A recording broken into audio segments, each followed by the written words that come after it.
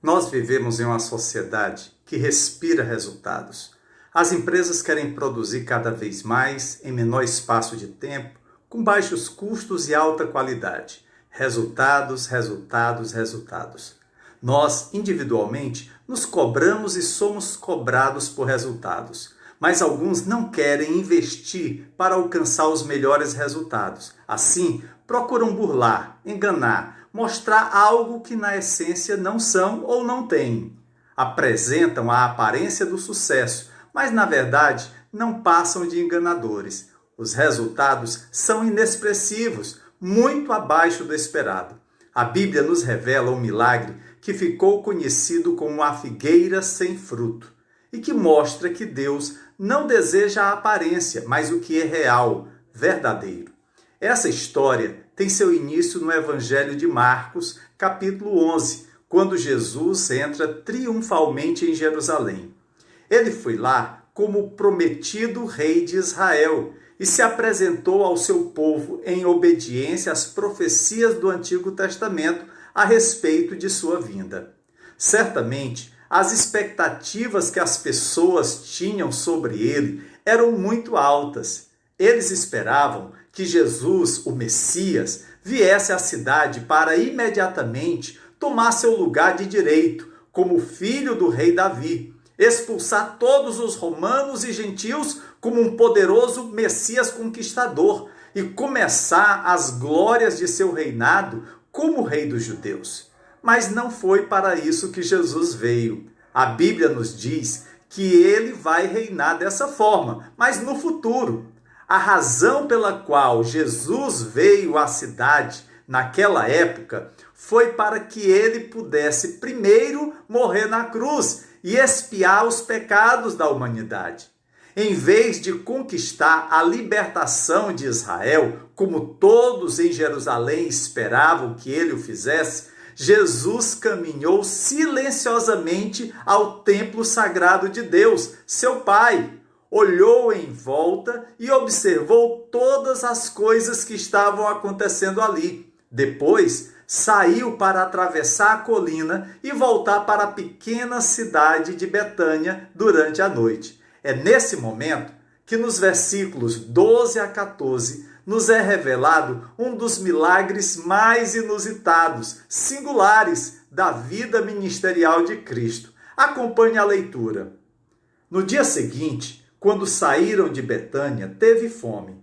E vendo de longe uma figueira com folhas, foi ver se nela, porventura, acharia alguma coisa. Aproximando-se dela, nada achou, senão folhas, porque não era tempo de figos.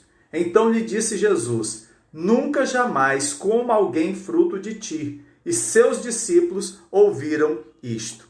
A narrativa diz que ele viu que a árvore estava cheia de folhas e assim aproximou-se para satisfazer seu desejo com os frutos que pareciam existir naquela figueira. Mas, quando chegou na árvore, não encontrou nada além de folhas.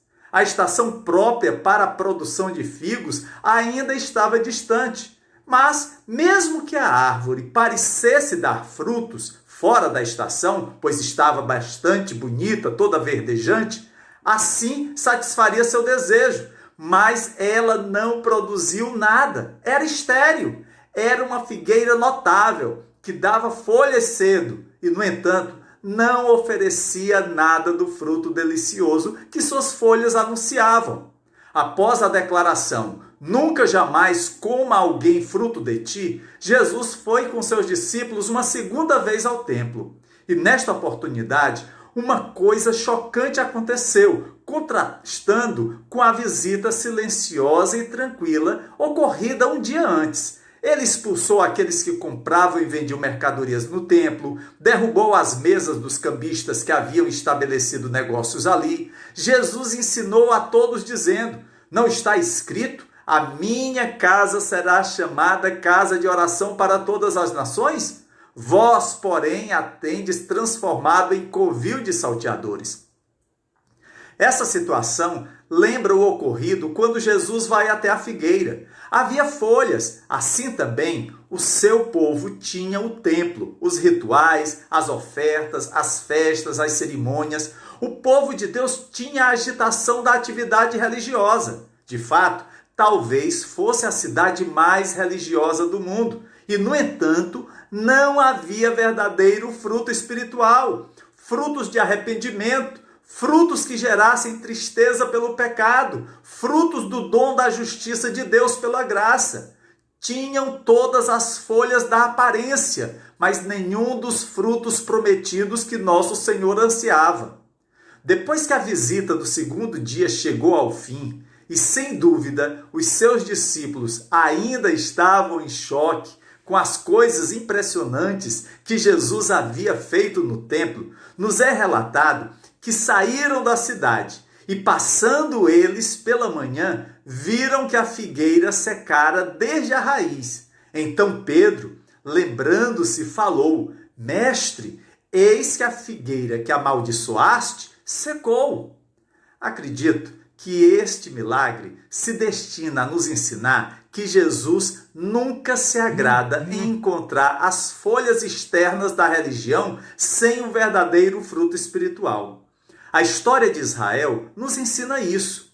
Assim como a figueira, o povo de Israel permaneceu neste mundo em uma posição de destaque.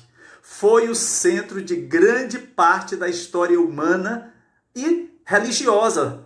Todo o mundo conhece Israel e também o Deus de Israel. Israel ficou conhecido como a terra da promessa de Deus. É pelo povo judeu que Deus se revelou ao mundo, enviando sua palavra e também trazendo seu Salvador e Rei. Todavia, assim como a figueira estéril não produzia fruto, Israel não produziu fruto espiritual. Eles se aproximavam de Deus com seus lábios, mas estavam longe dele em seus corações. A história de Israel é triste e repleta de infidelidade ao Deus que escolheu este povo para si mesmo. No milagre, a figueira secou. Infelizmente, para o Israel dos dias de Jesus, logo chegaria o seu final. Apenas 4 décadas depois, a cidade de Jerusalém foi completamente destruída pelos romanos e o povo judeu se espalhou pelas terras ao redor do mundo por quase 2000 anos. Apenas em 1948 é que eles retornaram. Na história da figueira, Jesus não encontrou frutos sobre ela, porque não era a estação dos figos. A Bíblia nos ensina que o tempo da verdadeira fecundidade de Israel ainda está por vir. Como afirma o apóstolo Paulo na carta aos Romanos, veio o endurecimento em parte a Israel, até que haja entrado a plenitude dos gentios, e assim todo Israel será salvo, como está escrito: virá de Sião o libertador, e ele apartará de Jacó as impiedades. Esta é a minha aliança com eles, quando eu tirar os seus pecados. Mas, além de Israel, acredito que este milagre também tem um outro ensino, e tem a ver com você e comigo. Assim como o nosso Senhor não ficou impressionado com as folhas externas da religião de Israel, quando ele não encontrou um verdadeiro fruto espiritual, Jesus também não ficará satisfeito quando encontrar a mesma situação em nós. No livro do Apocalipse, o Senhor Jesus disse: conheço as tuas obras, que tens nome de que vives e estás morto. Sê vigilante e consolida o resto que estava para morrer, porque não tenho achado íntegras as tuas obras na presença do meu Deus.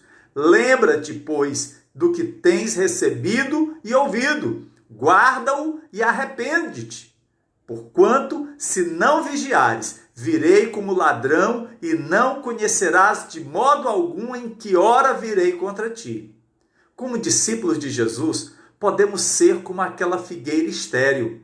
Podemos apresentar todas as folhas externas da espiritualidade, frequentando a igreja regularmente, falando o linguajar cristão, expressando nossa raiva por pessoas injustas neste mundo, condenando o pecado, carregando nossa Bíblia, vivendo uma vida moral exterior e, no entanto, o tempo todo não produzindo o tipo de fruto que o Senhor Jesus realmente deseja encontrar em nós. Tristeza pelo pecado em nossas próprias vidas, uma humilde confiança na cruz de Jesus para a nossa salvação, verdadeiro arrependimento do pecado como um hábito contínuo da vida, um relacionamento profundo e pessoal de amor por nosso Salvador e por nossos irmãos e irmãs em Cristo, bem como uma caminhada de obediência à sua palavra no poder do Espírito Santo. Amado, vamos pedir que Jesus faça o que for necessário para ser feito em nós,